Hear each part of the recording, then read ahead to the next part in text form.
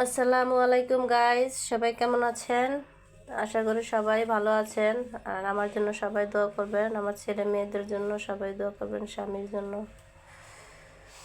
তো আজকে দেখেন, বাবার বাড়ি থেকে আসলে কত কিছুই নিয়ে আসা যায়, শাক হতে শুরু করে মাছ গোছ সবই আনা হয়।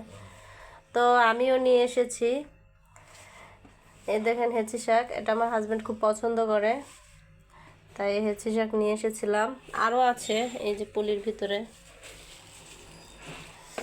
সিম নিয়ে এসেছি,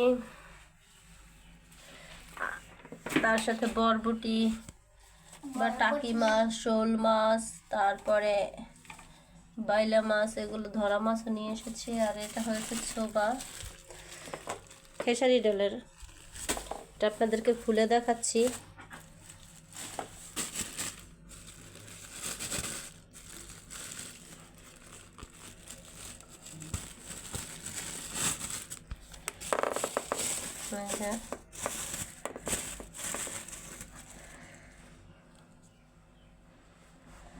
ওগুলোকে ভাজি করেও খায়, আবার কেউ লবণ দিয়ে সেদ্ধ করে খায়, রান্না করে খাওয়া যায়, সব রকমেরই খাওয়া যায়। সাথে নারকেল এনেছি, দেখুন, গাছের বেগুন, পেঁপে সবই নিয়ে এসেছি। মাছ নিয়েছি, কয়েক রকমের খাসির গোশত নিয়ে এসেছি। সেগুলো ফ্রিজে রেখেছি, এজন্য দেখাতে পারলাম না, তার জন্য সরি।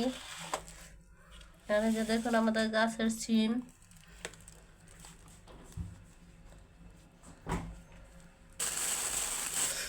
বরবটি, আমাদের গাছের, এগুলো সবই।